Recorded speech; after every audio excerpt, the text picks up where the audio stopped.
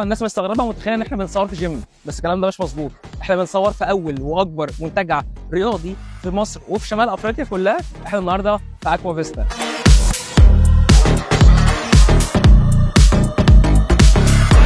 في مقومات كتير قوي تخلي اكوا فيستا هنا من اقوى المنتجعات الرياضيه اللي موجوده في مصر وفي شمال افريقيا. من اهمها ان موجود هنا حمام سباحه اولمبي، موجود ومعمول بمقاييس عالميه، بيدرب فيه فرق السباحه للمنتخبات الاولى لاكبر الفرق الاوروبيه اللي موجوده على مستوى العالم كله.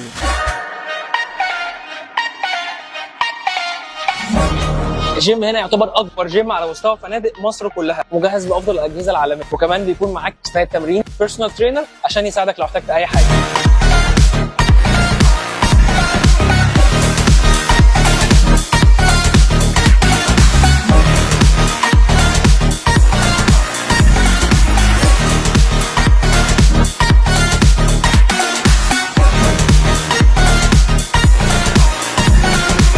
البادل بقت من الرياضات المهمه جدا جدا، الناس بدات تهتم بيها على مستوى العالم كله. وهنا في مجموعه الباتروس بشكل عام بقى تقريبا في كل فندق بيهتموا ان هو يكون في ملعب واثنين وثلاثه. زي هنا في اكوا فيستا في 4 ملاعب بادل عشان الناس اللي بتحب البادل تقدر تمارسها هنا.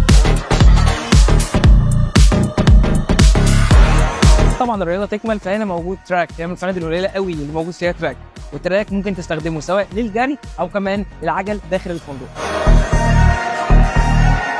العجل طبعا هنا مهمه جدا جدا جدا، ولو انت اوريدي بتحب الرياضه دي بياخدوا هنا طول، بيطلعوا لغايه سهل حشيش، بيروحوا بال 20 وال 30 كيلو. من اقوى وافضل الكلاسات اللي موجوده على مستوى العالم كله هو كلاس السبيننج، لان موجود هنا سبيننج روم، وهنا يعتبر الفندق الوحيد اللي على مستوى مصر تقريبا اللي فيه سبيننج روم بالكواليتي. من اجمل الكلاسات بيعملوها هنا يوميا تقريبا الساعه 8 الصبح هو كلاس ايلو.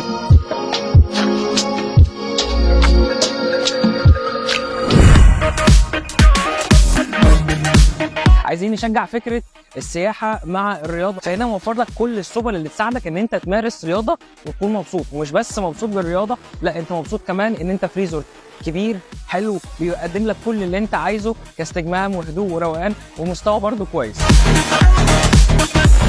هنا اول مره يتعمل على مستوى مصر كلها ملاعب للعبه البيكال بول، والبيكال بول هي لعبه جديده، هي عباره عن ميكس بين التنس وتنس الطاوله والبادل. عشان الاستشفاء يكمل مجهزين لك هنا في الفندق ساونا كمان ايس بول.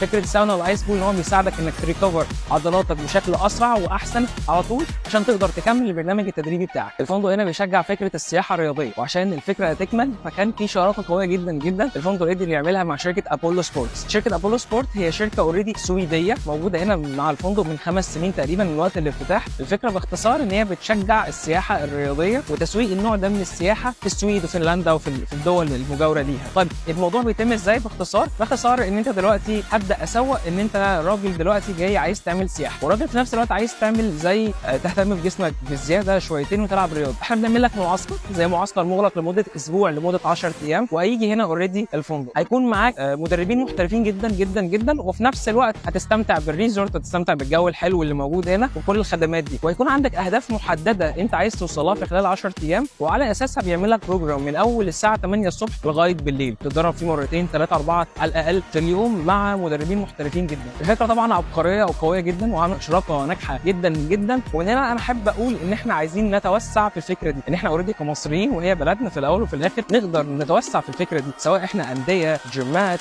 ايفن لو احنا بيرسونال ترينرز وعندنا المتدربين بتوعنا نقدر نحسهم على النوع ده من الرياضه في الاول وفي الاخر، ونيجي سياحه ونيجي نعمل رياضه، الاثنين في نفس الوقت.